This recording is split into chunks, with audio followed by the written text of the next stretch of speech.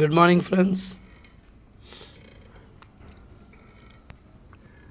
അത്യധികം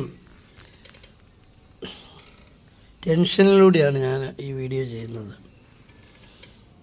രണ്ട് കന്യാസ്ത്രീകളെ പിടിച്ച് അകാരണമായി ജയിലിലിട്ടപ്പോൾ പോലും ഇത്രയും ടെൻഷൻ എനിക്കുണ്ടായിട്ടില്ല. കാരണം അത് അവർ പ്രവർത്തിക്കുന്ന ഉദ്ദേശ ലക്ഷ്യങ്ങൾ വെച്ച് അത് കൈകാര്യപ്പെടും എന്ന് നമുക്ക് ഉറപ്പുണ്ട്. പക്ഷെ ഇന്നിപ്പം ഞാൻ നിങ്ങളോട് സംവദിക്കുന്നൊരു കാര്യം വളരെ ഗൗരവമുള്ള കാര്യമാണ്. അതിൻ്റെ ഉദാഹരണം സഹിതം പറയാം.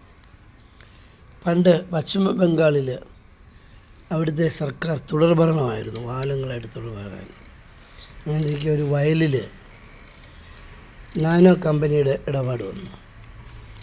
അന്ന് കർഷകർ നെഞ്ചു പൊട്ടി കരഞ്ഞപ്പം ബുദ്ധിജീവികളും ശാസ്ത്ര സാങ്കേതിക വിദഗ്ധരും എല്ലാം പറഞ്ഞു, 10 വിരലിലെണ്ണാവുന്ന അല്ലെങ്കിൽ 10, 100, 200, 500 കർഷകരല്ല പ്രശ്നം, നാടിൻ്റെ മുഴുവൻ വികസനമാണെന്നുള്ള മട്ടിൽ പോയി. അവസാനം നാനോ കമ്പനിയും ഇല്ല, പിന്തുടർച്ച ഭരണവും ഇല്ല, ഗവൺമെൻറ്റും ഇല്ല. ആത്യന്തികമായി പറഞ്ഞാൽ ഇപ്പോൾ മത്സരിക്കുന്നത് പോലും കൂട്ടുകക്ഷിയായിട്ട് ആ സ്ഥിതിയിലേക്ക് എത്തി. തീർച്ചയായിട്ടും ഈ അബ്ദുൾ അസീസ് അല്ല ഡോക്ടറുടെ കണ്ണീര് വീണാൽ കേരളം ചാമ്പലായി പോവും എന്നോർത്തുകൊള്ളുക. ഒരു മുന്നറിയിപ്പ് എല്ലാവർക്കും തരാൻ ആഗ്രഹിക്കുകയാണ്. ആ വിഷയത്തിൽ ഇപ്പോൾ എടുത്തിരിക്കുന്ന നോട്ടീസ് പിൻവലിച്ച് അദ്ദേഹത്തിന് സപ്പോർട്ട് ചെയ്യുന്നില്ല എങ്കിൽ ആ കഷ്ടം എന്ന് നമ്മളെല്ലാവരും പറയേണ്ടി വരും എന്ന് മാത്രമാണ് ഈ സന്ദർഭത്തിൽ നിങ്ങളോട് എനിക്ക് സംസാരിക്കാനുള്ളത്. ഇപ്പം 2 നിഷ്കളങ്കരായ കന്യാസ്ത്രീകളെ അവരുടെ ജീവിതം മുഴുവൻ പാവങ്ങൾക്ക് വേണ്ടി സമർപ്പിച്ചു. അവർ പ്രാർത്ഥനയിൽ ജീവിക്കുന്നു. ഇപ്പം പ്രധാനമന്ത്രി തന്നെ പറഞ്ഞു അവർ നിർദോഷികളാണ്, ആഭ്യന്തരമന്ത്രി പറഞ്ഞു നിർദോഷികളാണ്. അപ്പം ഒരുപിടി ആളുകളുടെ ഇടപെടലാണ് സംഭവം. പക്ഷെ അതിൽ നമ്മൾ കേരളമൊക്കെ ദുഃഖിച്ചെങ്കിലും ഇപ്പോൾ ഈ സംഭവം കേൾക്കുമ്പോൾ ഉണ്ടാകുന്ന ദുഃഖം അത്രയും ഇഫക്റ്റീവ് അല്ല, ടച്ചിങ് അല്ല. കാരണം ഏതൊരു ക്രിസ്ത്യാനിയും മരണത്തെ ഭയപ്പെടുന്നവനല്ല. ഈ ഭൂമിയിലെ ജീവിതം അവന് താൽക്കാലികമാണെന്നറിയാം. ഇന്നലെ നാളെ നമ്മൾ പോയേ പറ്റുള്ളൂ നല്ല ബോധ്യത്തിലാണ് വളർന്നു വരുന്നത്. അതുകൊണ്ടാണ് ക്രിസ്ത്യൻ സമൂഹത്തിൽ ഭീകരവാദത്തിനോ അല്ലെങ്കിൽ അതുപോലെ സംഘടിത ആക്രമണത്തിനോ ഒന്നും വഴിപ്പെടാൻ പോകുന്നത്. കാരണം അതൊരു പ്രശ്നമല്ല.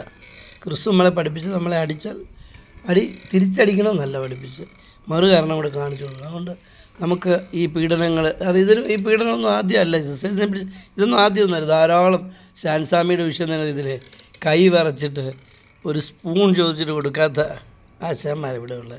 ആരെങ്കിലും പരാതി പറഞ്ഞോ? ഒരു കേസും വന്നില്ലല്ലോ. പക്ഷേ പ്രാർത്ഥനയിൽ ശാൻസാമി അച്ഛൻ സ്വർഗത്തിലാണെന്നുള്ള ഉറച്ച വിശ്വാസം നമുക്ക് എല്ലാവർക്കും ഉണ്ട്. അപ്പം അതുകൊണ്ടാണ് അതിൽ അമിതമായി ദുഃഖിക്കാത്തത്, നിലവിട്ട് പെരുമാറാത്തത്. അപ്പം നമ്മൾ സിസ്റ്റേഴ്സിനെ എത്രയും വേഗം ഒരു പുറത്ത് വിട്ടാൽ അവർക്ക് നല്ലത്. അല്ലെങ്കിൽ ഈ പറഞ്ഞ പോലെ അവരെവിടെ പോയി വീഴുമെന്ന് നമുക്ക് നോക്കി കാണാം. എന്തായാലും കേരളത്തിൽ ഇത്ര മനോഹരമായ ഈ കേരളത്തിൽ പാവങ്ങൾക്ക് വേണ്ടി നിലകൊള്ളുന്ന ആ ഡോക്ടറുടെ കണ്ണീര് വീണാൽ അത് അത്ര നന്നായിരിക്കില്ല എന്ന് തോന്നുന്നു. All the best. Have a fantastic positive day. Praise our God. ഉപദേശിക്കാൻ ധാരാളം പേര് കാണും. നിലയ്ക്ക് നിർത്തണ്ടേ, നമ്മുടെ സർവീസിലെ ഡോക്ടർമാരെ എല്ലാം നിലയ്ക്ക് നിർത്തണ്ടേ എന്നൊക്കെ പറഞ്ഞു. അത് ആ പോയിൻ്റ് ഓഫ് വ്യൂ ശരിയാണ്. പക്ഷേ വ്യത്യസ്തനായി ഹൃദയം തുറന്ന് അദ്ദേഹം സംസാരിക്കുമ്പോൾ അതിൻ്റെ ആ ചേതോവികാരം മനസ്സിലാക്കുകയും അതിനനുബന്ധമായി ആ മെഡിക്കൽ കോളേജ് മാത്രമല്ല എല്ലാ മെഡിക്കൽ കോളേജിലും ഒരു പരിശോധന നടത്തുകയും അത് ക്രമവൽക്കരിക്കുകയും ചെയ്യേണ്ടത് യുദ്ധകാലാടിസ്ഥാനത്തിൽ ചെയ്യുകയായിരുന്നു വേണ്ടത്. പിന്നെയും മുഖം രക്ഷിക്കാൻ ഓരോരോ പടക്കവും ഓലപ്പടക്കമൊക്കെ ആയിട്ട് ഇറങ്ങി തിരിക്കരുത്. തിരിച്ചവനെ സസ്പെൻഡ് ചെയ്യണമെന്നാണ് എനിക്ക് പറയാനുള്ളത്. നോട്ടീസ് ഇഷ്യൂ ചെയ്ത ഓഫീസർ ആരാണ്, അയാളെ സസ്പെൻഡ് ചെയ്തുകൊണ്ടൊരു മാതൃക കാണിക്കണം ജനങ്ങളുടെ മുമ്പിൽ. കാരണം ഗവൺമെൻറ്റിൻ്റെ ഇച്ഛാശക്തിയെ വെല്ലുവിളിച്ചുകൊണ്ട് ഇതുപോലെ എന്തോ ഒരു റിപ്പോർട്ടിൻ്റെ അടിസ്ഥാനത്തിൽ ഡോക്ടർക്കെതിരെ മെമ്മോ ഇഷ്യൂ ചെയ്യാനിടയായ സാഹചര്യത്തിൽ ആ ഇഷ്യൂ ചെയ്ത ഓർഡർ ഈ മന്ത്രിയാണെങ്കിൽ മന്ത്രിയെ രാജിവെപ്പിക്കണം. അതല്ല ഒരു ഉദ്യോഗസ്ഥനാണ് ചെയ്തതെങ്കിൽ അയാളെ സസ്പെൻഡ് ചെയ്യണം, നടപടിയെടുക്കണം. കാരണം കേരളത്തിലെ ജനങ്ങളുടെ വികാരം എന്ന് പറയുന്നത് നിങ്ങൾക്കറിയാം. Highly educated and cultured people are living in Kerala. We must see that.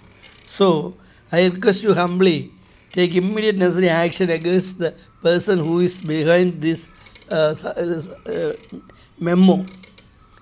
Even if it is a government officer or if it is a honorable minister, I don't know.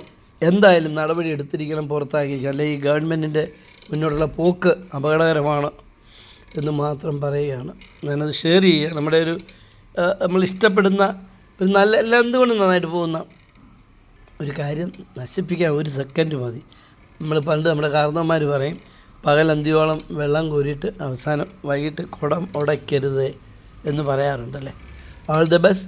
Have a fantastic positive day for everyone. God help you all to take a wise decision. Okay. Thank you. Praise our God.